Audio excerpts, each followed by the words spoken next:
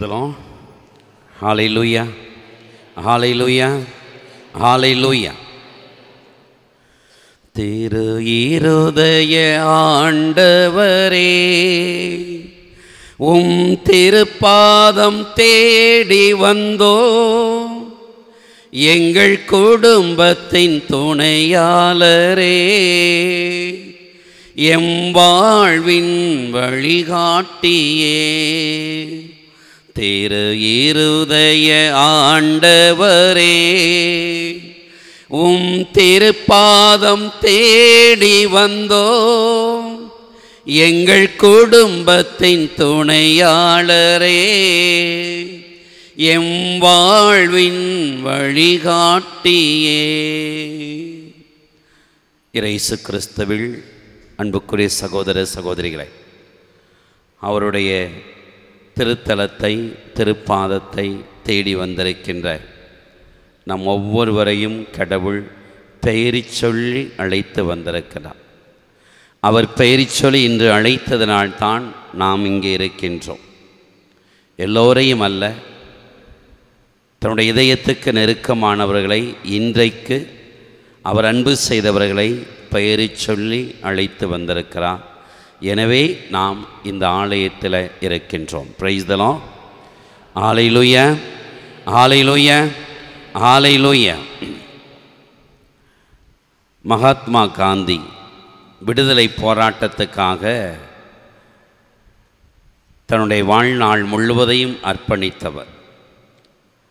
அப்படி அர்ப்பணித்து கொண்டு பல கிராமங்களுக்கெல்லாம் சென்று விடுதலை உணர்வை ஊட்டி கொண்டிருந்த ஒரு காலகட்டத்தில் ஒரு நாள் அவர் தெரு வீதியில் நடந்து போகின்றார். ட்ரெயின் ஏறுவதற்காக கடையில் இருப்பவன், நடந்து போகின்றவன் எல்லாருமே காந்தியைப் போல தொப்பியும் உடையும் அணிந்து நடந்து கொண்டிருந்தார்கள். அவருக்குரிய ஆச்சரியமாக இருந்தது. என்னடா எல்லாரும் நம்மை போல வேடம் அணிந்து நடக்கின்றார்களே என்று. ரயில்வே ஸ்டேஷனுக்கு போனார். அங்கே யாரை பார்த்தாலும் காந்தியை மாதிரியே இருந்தான். டிக்கெட் எடுத்து ட்ரெயினுக்குள்ளே போனார். ட்ரெயினுக்குள்ளே போனால் எல்லாரும் காந்தியை மாதிரி இருந்தார்கள். அவருக்கே சந்தேகம், இதில் யார் காந்தி, நானா அவங்களா என்ற சந்தேகம் வந்து விட்டது.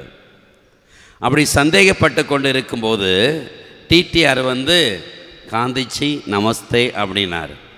அவருக்கு ஒரே ஆச்சரியம், நமக்கே யார் காந்தி என்று தெரியாத போது இந்த டிடிஆருக்கு எப்படி நம்மை கரெக்டாக கண்டுபிடிச்சான் என்று டிடிஆர்கிட்ட கேட்டார். ஆமாம், நான் தான் காந்திஜின்னு எப்படி நீங்கள் கண்டுபிடிச்சிங்க? அப்போ டிடிஆர் சொன்னார், உங்கள் கையில் மட்டும்தான் டிக்கெட் இருக்குது, இங்கே இருக்கிற வேறு எவன் கையிலையும் டிக்கெட்டு இல்லை என்று.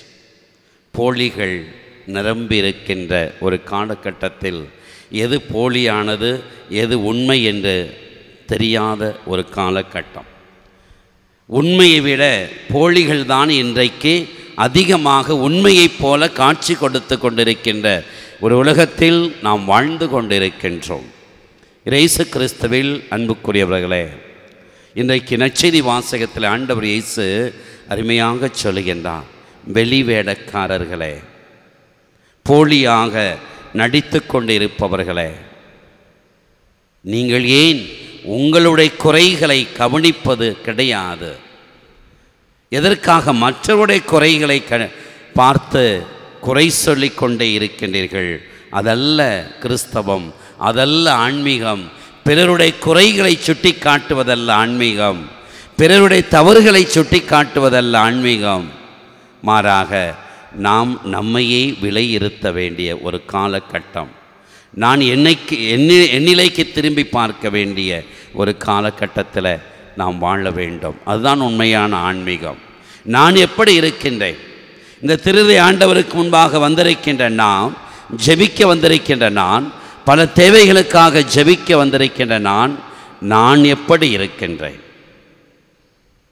நான் திருதை ஆண்டவருக்கு முன்பாக எப்படி வாழ்கின்றேன் என்று சற்று தியானிக்க, சிந்திக்க நாம் அழைக்கப்பட்டிருக்கின்றோம். நம் கையில் இருக்கின்ற இந்த புஸ்தகம், இந்த திருவிவிலியத்துக்கு இன்னொரு பெயர் உண்டு, இரக்கம். இது எழுதப்பட்டிருக்கின்ற ஒவ்வொரு வார்த்தைகளும் இரக்கத்தின் வார்த்தைகள். எனவேதான் கடவுளுடைய இரக்கத்தை பற்றி பேசுகின்ற ஒரு புஸ்தகத்துக்கு பெயர்தான் திருவிவிலியம். கடவுளுடைய இரக்கத்தை பற்றி பேசுகின்ற ஒரு வார்த்தை தான் திருவிவிலியம், வேற எதுவும் அல்ல. இந்த வார்த்தைகள் முழுவதும், இந்த திருவிவிலியம் முழுவதும் கடவுளுடைய இரக்கத்தையும் அன்பையும் மட்டுமே பேசுகின்ற ஒரு புஸ்தகம்தான் கடவுள் நம் கையில் கொடுத்திருக்கின்ற திருவிவிலியம். ஆகவே எனக்கு அருமையான சகோதர சகோதரிகளே, கடவுளுடைய இரக்கத்தை, அளவு கடந்த அன்பை நாம் தியானிக்க அழைக்கப்பட்டிருக்கின்றோம். நீங்கள் என்னை தேர்ந்து கொள்ளவில்லை, நான் தான் உங்களை தேர்ந்து கொண்டேன் என்று சொன்ன கடவுள் எதற்காக நம்மை தேர்ந்தெடுத்தார் என்றால், அவரை போல அன்பு செய்ய, அவரை போல இரக்கமுள்ளவர்களாக வாழ. இதுதான் கடவுளுடைய அழைத்தல். பெரிய பெரிய காரியங்களை செய்வதல்ல. எப்படி கடவுள் நம்மீது இரக்கம் வைத்தாரோ, எப்படி கடவுள் நம்மை அன்பு செய்கின்றாரோ, அதே போல பிறரை அன்பு செய்ய, பிறர் மீது இரக்கம் காட்டுவதுதான் கடவுளுடைய அழைத்தலுடைய நோக்கம், வேற எதுவும் அல்ல. பிறரை குறை சொல்வதோ, பிறரை எவ்வளவு நல்லவர்கள் என்று பாராட்டுவதோ, பிறரை எவ்வளவு மோசமானவர்கள் என்று பார்ப்பதோ அல்ல நம்முடைய கடமை. என் கடவுளுக்கு முன்பாக, எனக்கு இரக்கம் காட்டுகின்ற என் கடவுளுக்கு முன்பாக, என்னை அன்பு செய்கின்ற என் கடவுளுக்கு முன்பாக நான் எப்படி இரக்கம் காட்டுகின்றேன், நான் எப்படி பிறரை அன்பு செய்கின்றேன் என்று நம்மையே விலையிருத்துகின்ற ஒரு நாள் இந்த நாள். ஆகவே நாம் திரும்பவும் வாசிக்கின்றோம். கலாத்தியருக்கு திருமுகம் 1ஆம் அதிகாரம் 15வது வசனத்தில், ஆனால் தாயின் வயிற்றில் இருந்தபோதே என்னை தமக்கென ஒதுக்கி வைத்து தமது அருளால் என்னை அழைத்த கடவுள். தாயின் வயிற்றில் இருக்கும்போதே தமது அருளால் என்னை நிரப்பி தமக்கென அழைத்த கடவுள். அந்த கடவுளுடைய திட்டங்கள், நம்மை அழைத்த கடவுளுடைய திட்டங்கள் என்ன என்றால், இரக்கம் காட்டுவது, அன்பு செய்வது தான். நாம் எந்த அளவுக்கு பிறர் மீது இரக்கம் காட்டுகின்றோமோ, அன்பு செய்கின்றோமோ, அப்போது இந்த இரக்கத்தின் திரு இருதயத்தில் இருந்து பொங்கி வழிகின்ற இரக்கத்தை நாம் வாழ்வாக்கி கொண்டே இருக்கின்றோம். இந்த ஆலயத்தில் இருந்து திருதய ஆண்டவரை ஆராதிப்பது எளிது. இந்த ஆலயத்தில் இருந்து கொண்டு ஒரு நாள் அல்ல, ஒரு வாரம் கூட இங்கே இருப்பது எளிது. கடவுளை ஆராதிப்பது எளிது, கடவுளை துதிப்பது எளிது. ஆனால் அந்த கடவுளைப் போல, அந்த கடவுளுடைய இரக்கத்தை வெளியிலே சென்று வாழ்ந்து காட்டுவது தான் நம்முடைய அழைத்தலுடைய நோக்கம். இன்றைக்கு இத்தனை கோடி மக்களில் உங்களை அழைத்து வந்ததனுடைய நோக்கம் என்ன? என்னை அழைத்து வந்ததனுடைய நோக்கம் என்ன? இங்கே இருந்து அவரை ஆராதிப்பதா? கிடையாது. வெளியிலே சென்று அவருடைய இரக்கத்துக்காக காத்திருக்கின்ற எத்தனையோ பேர். ஒருவேளை அது உங்கள் மனைவியாக இருக்கலாம், உங்கள் கணவராக இருக்கலாம், உங்கள் பெற்றோர்களாக இருக்கலாம், உங்கள் நண்பர்களாக இருக்கலாம், உங்களுடைய பிள்ளைகளாக இருக்கலாம்.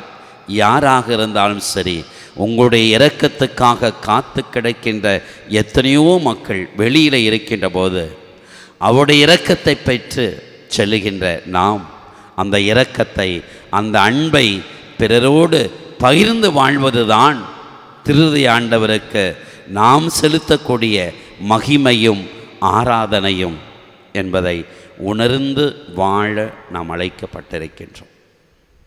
இதுதான் கடவுளுடைய மேன்மையும் சிறப்பும். இதற்காகத்தான் கடவுள் நம்மை அழைத்து வந்திருக்கின்றான். அப்போ கடவுளுடைய இரக்கம் என்பது என்ன? அவரின் அன்பு.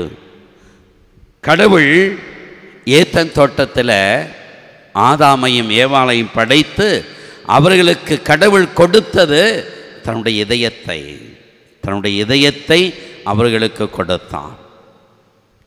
எப்போது அவர்கள் பாவம் செய்தார்களோ அப்போது கடவுளுடைய அந்த இதயத்தை உதாசீனப்படுத்தி அதை பறித்து எறிந்துவிட்டு அவர்கள் உலகத்தில் வாழ, உலக இச்சையில் வாழத் தொடங்கினார்கள். ஆகவே ஆதாம் ஏவாள் செய்த முதல் பாவம் என்னவென்றால் கடவுளுடைய இரக்கத்தை, அவருடைய இதயத்தை உதாசீனப்படுத்தியதுதான். ஆகவே எப்போதெல்லாம் நாம் கடவுளுடைய இதயத்தை உதாசீனப்படுத்துகின்றோமோ, கடவுளுடைய அன்பை நாம் வாழ்ந்து காட்டவில்லையோ, அப்போது அவருடைய இதயத்தை, நம்மில் இருக்கக்கூடிய அவருடைய இதயத்தை நாம் பறித்து எறிந்து விடுகின்றோம். காயின் தன் சகோதரனை கொன்றுவிட்டு ஓடினான், ஓடிக்கொண்டே இருந்தான். இப்படி ஓடிக்கொண்டிருந்த காயினை ஆண்டவர் அழைத்து, நீ ஓடாத, நீ ஓடினால் நீயும் கொல்லப்படுவாய் என்று சொல்லி அவனுடைய நெற்றியில் ஒரு அடையாளத்தை வரைந்தார். அதுதான் கடவுளுடைய இரக்கம், அதுதான் கடவுளுடைய அன்பு. நம்முடைய வாழ்க்கையில் நம்முடைய நெற்றியில் ஆண்டவர் ஒரு அடையாளத்தை வரைகின்றார். ஞானஸ்நானத்தின் வழியாக, உறுதி பூசல் வழியாக, ஏன் ஒவ்வொரு திருவருட்சாற்று வழியாக கடவுள் நமக்கு ஒரு அடையாளத்தை கொடுக்கின்றார்.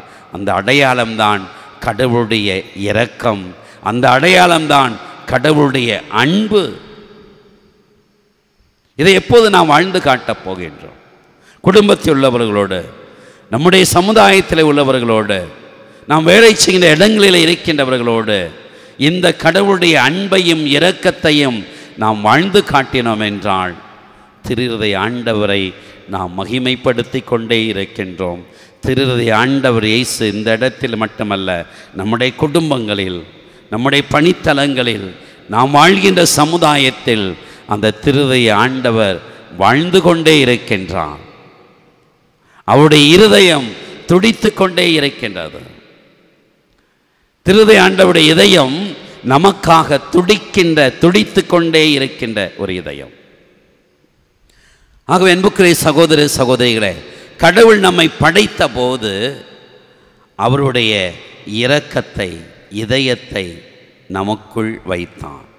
அந்த இதயம் இரக்கத்தின் இதயம் என்றால், அந்த இதயம் அன்பு நிறைந்த இதயம் என்றால், நம்முடைய இதயம் இரக்கமுள்ள இதயமாக, அன்பு நிறைந்த இதயமாக துடித்து கொண்டே இருக்க வேண்டும்.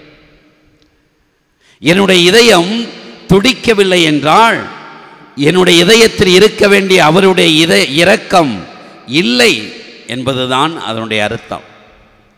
என்னுடைய கைகள் செயல்படவில்லை என்றால் என் கரங்களில் இருக்க வேண்டிய அவருடைய இரக்கம் என்னில் இல்லை.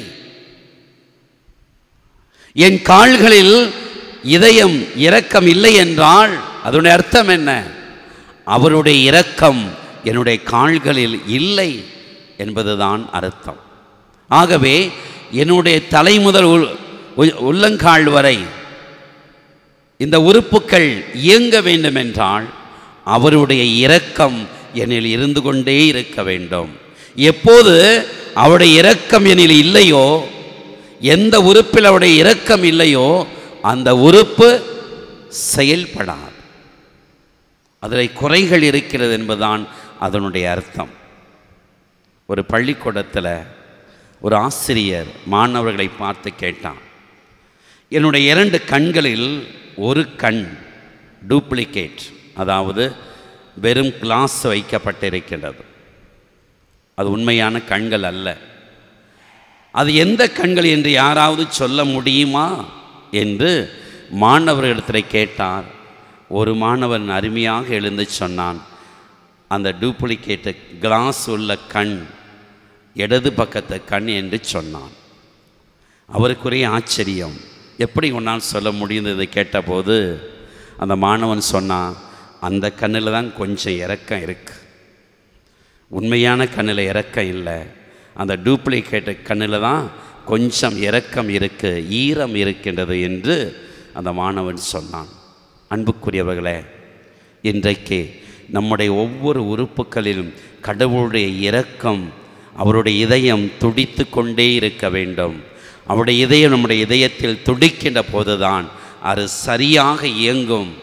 அவருடைய இரக்கம் நம்முடைய உறுப்புகளில் இருக்கின்ற போதுதான் அது சரியாக இயங்கும், இல்லை என்றால் அது இயங்காது. ஆகவே இன்றைக்கு நாம் அழைக்கப்பட்டிருப்பது அவருடைய இரக்கத்தை சொந்தமாக்கி, அவருடைய இதயத்தை சொந்தமாக்கி, அந்த இதயத்தில் இருக்கக்கூடிய இரக்கத்தையும் அன்பையும் நாம் வாழ்கின்ற இடங்களில் அது தேவைப்படுகின்றவர்களுக்கு கொடுத்து பாருங்க. கொடுக்கும்போது உங்கள் இதயம் சரியாக இயங்கும். இரக்கம் காட்டும்போது உங்களுடைய உறுப்புக்கள், உங்களுடைய உடலில் இருக்கக்கூடிய உறுப்புக்கள் சரியாக இயங்கும். ஆண்டவர் இயேசு பிதாவினுடைய இரக்கத்தின் அடையாளம்தான் ஆண்டவர் இயேசு.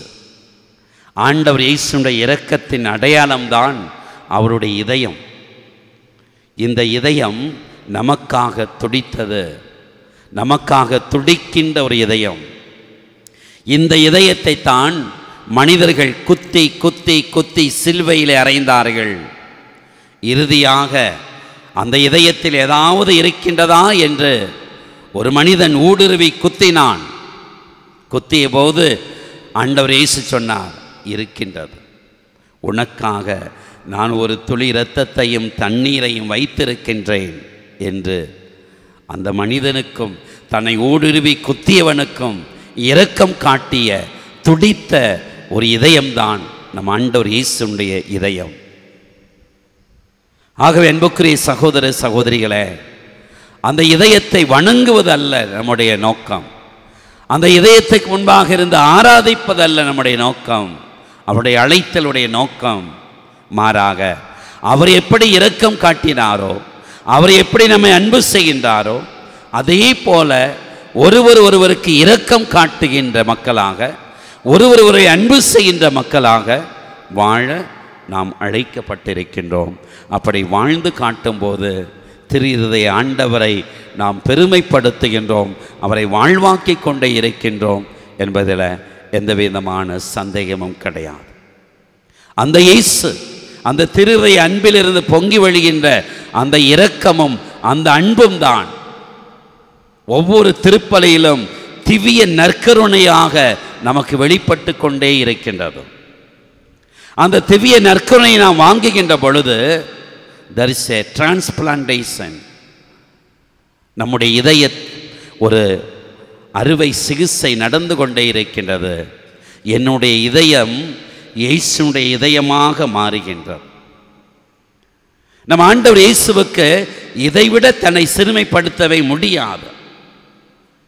வார்த்தையாக இருந்தவர் ஒரு உணவாக நற்கருணையாய் தன்னையே நமக்காக ஒவ்வொரு திருப்பலிலும் கொடுக்கின்றாரே, அதுதான் அவருடைய இரக்கத்தினுடைய அடையாளம், அதுதான் அவருடைய அன்பின் வெளிப்பாடு. இந்த இயேசுவை நாம் உணவாக அருந்துகின்ற போது அவருடைய இதயம் என்னுடைய இதயமாக மாற வேண்டும். நான் இயேசுவாக மற்றவர்களுக்கு முன்பாக நிற்க வேண்டும். எனக்குள் ஒரு நற்கருணை பேழை இருக்கின்றது. இந்த நற்கருணை பேழையை ஆராதிக்கின்ற நாம், இந்த நற்கருணை பேழையில் வீற்றிருக்கின்ற இயேசுவை ஆராதிக்கின்ற நான், உங்கள் மனைவியை ஆராதிக்கின்றீர்களா? உங்கள் கணவரை ஆராதிக்கின்றீர்களா? உங்கள் கணவருக்குள் ஒரு இயேசு இருக்கின்றார். உங்கள் கணவருடைய இதயத்தில் ஒரு நற்கருணை பேழை இருக்கின்றது. உங்கள் மனைவியுடைய இதயத்தில், உடலில் ஒரு ஆலயம் இருக்கின்றது. அந்த ஆலயத்துக்குள் நற்கருணை பேழை இருக்கின்றது. அவர்களை நீங்கள் ஆராதிக்கின்றீர்களா? அவர்களை நீங்கள் அன்பு செய்கின்றீர்களா? அவர்கள் மீது இரக்கம் காட்டுகின்றீர்களா? சிந்தித்து பார்ப்போம். எப்போது நாம் ஒருவரை நற்கருணை பேழையாய் கண்டுகொண்டு அந்த இயேசுவை இந்த நற்கருணை பேழையில் ஆராதிப்பது போல மனிதர்களை நாம் வணங்குகின்றோமோ, மனிதர்கள் மீது இரக்கம் காட்டுகின்றோமோ, மனிதர்கள் மீது அன்பு செலுத்துகின்றோமோ, அப்போதுதான் கடவுளை நாம் வாழ்ந்து காட்டுகின்றோம், கடவுளை பெருமைப்படுத்துகின்றோம் என்பதை இந்த நாள் நமக்கு அருமையாக உணர்த்துகின்றது. Price the lord. Hallelujah, hallelujah, hallelujah, hallelujah, ஹல்லேலூயா. இன்றைக்கு தாய் திருச்சபை அன்னையினுடைய புனித பெயரை என்ற ஒரு திருவிழாவை கொண்டாடுகின்றது. அன்னையினுடைய புனித பெயர் என்ற ஒரு திருவிழாவை கொண்டாடுகின்றது, நினைவு கூறுகின்றது. அன்னையினுடைய பெயர் ஆற்றல். அன்னைக்கு இருந்த பெயர் ஒரு வல்லமை. எப்படி இயேசு என்ற பெயருக்கு ஒரு வல்லமை, ஒரு அர்த்தம் இருக்கின்றது. மத்தேயு நற்செய்தி 1:21 வாசிக்கின்றோம். அவருக்கு இயேசு என்ற பெயரிடுவே, ஏனெனில் அவர் தம் மக்களை அவருடைய பாவத்திலிருந்து மீட்பார். இப்போ இயேசு என்ற அந்த வார்த்தைக்கு அர்த்தமே மீட்பர் என்பதுதான். நம்மை பாவத்திலிருந்து மீட்கக்கூடிய கடவுள். அதே போல அன்னை என்ற பெயர் அருள் நிறைந்தவள். அந்த அருளால் நிரப்பப்பட்ட அந்த அன்னை உடைய திருப்பெயரை, அந்த புனிதமான பெயரை இன்று திருச்சபை நினைவு கூறுகின்ற போது ஆண்டவர் நம்மை பார்த்து சொல்லுகின்றான், உனக்கும் நான் ஒரு பெயர் கொடுத்திருக்கின்றேன். அந்த பெயருக்கேற்ப நீ வாழ்கின்றாயா என்று கடவுள் இன்றைக்கு நம்மை பார்த்து கேட்கின்ற கேள்வி. இயேசு தன்னுடைய பெயருக்கேற்ப வாழ்ந்தான். அன்னை தன்னுடைய பெயருக்கேற்ப வாழ்ந்தார்கள். நாம் அந்த பெயருக்கேற்ப, நமக்கு கடவுள் கொடுத்த பெயருக்கு ஏற்ப நாம் வாழ்ந்து கொண்டு இருக்கின்றோமா? காரணம், பெயர் என்பது நம்முடைய முகவரி, பெயர் என்பது நம்முடைய ஆற்றல், பெயர் என்பது நம்முடைய விலாசம். அதை எப்படி நாம் வாழ்ந்து காட்டுகின்றோம், வாழ்ந்து கொண்டு இருக்கின்றோம் என்று சிந்தித்து பார்ப்போம். ஒரு தடவை அலெக்சாண்டர் நோய்வாய்ப்பட்டு இறக்கும் தருவாயில் இருக்கின்றான். அவரை குணப்படுத்துவதற்காக எத்தனையோ மருத்துவர்களை கொண்டு வந்தார்கள். ஒருவரால் முடியவில்லை. இறுதியாக எதிரி நாட்டிலிருந்து ஒரு மருத்துவர் வருகின்றார். வந்து அவரை குணப்படுத்துவதற்காக ஒரு மருந்தை கொடுக்கின்றான். அந்த மருந்தை கொடுக்கின்ற போது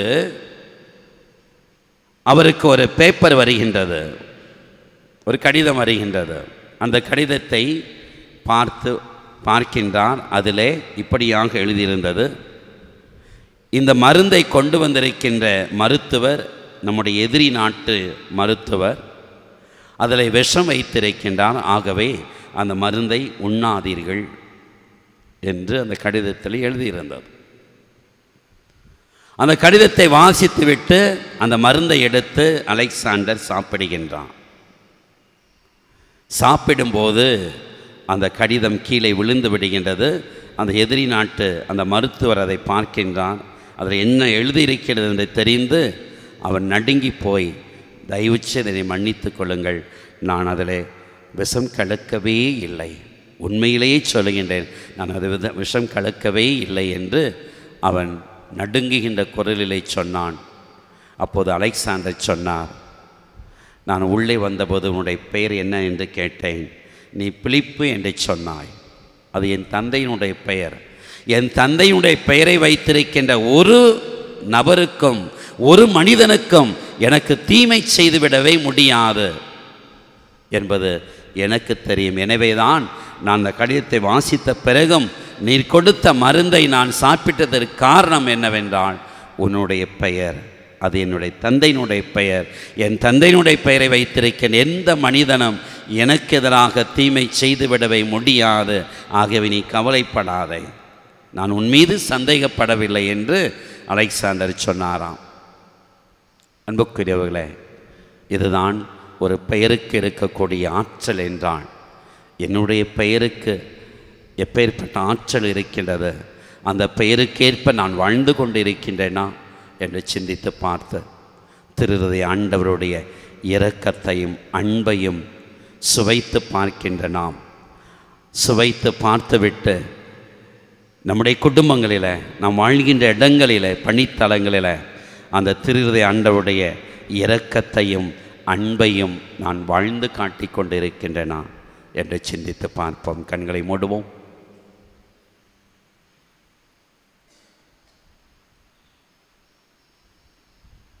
என்னுடைய பெயருக்கேற்ப நான் வாழ்கின்றேனா?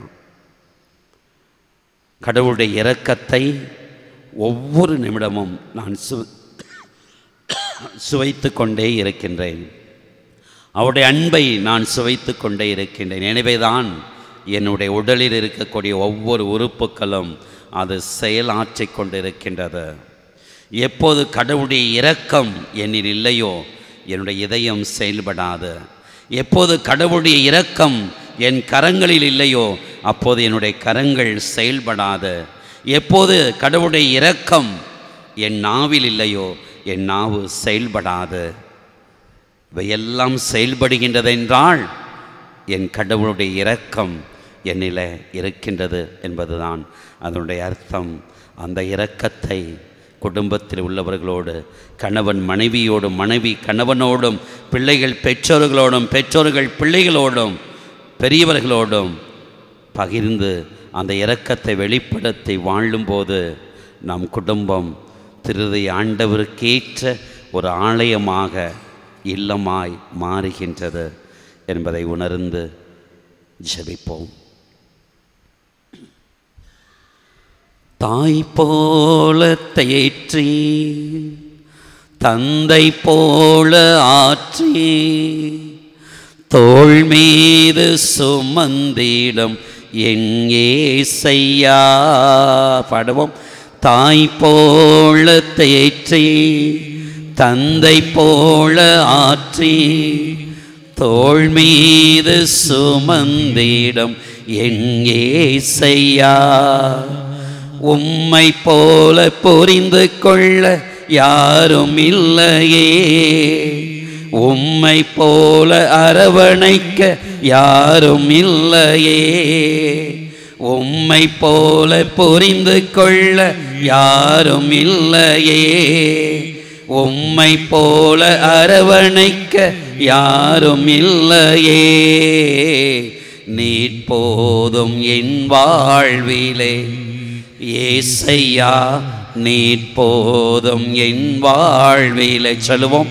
நீர் போதும், நீர் போதும் என் வாழ்விலே ஏசையா, நீர் போதும் என் வாழ்விலே. நம்முடைய வாழ்க்கையில் எவ்வளவோ துன்பங்கள், பிரச்சனைகள், வேதனைகள், கவலைகள், நோய்கள் கடந்து வந்திருக்கலாம். இவற்றையெல்லாம் அந்த திருதை ஆண்டவருடைய இரக்கத்துக்கு முன்பாக, அன்புக்கு முன்பாக இறக்கி வைத்து ஜெபிப்போம்.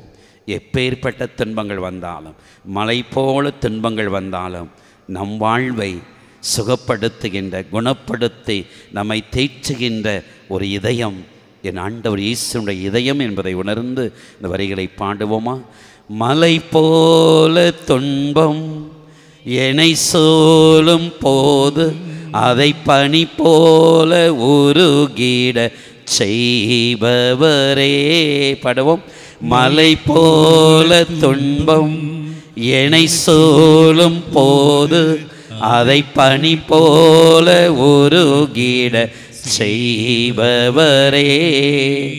கண்மணி போல என்னை காப்பவரே, உள்ளங்கையில் வரைந்த என்னை நினைப்பவரே.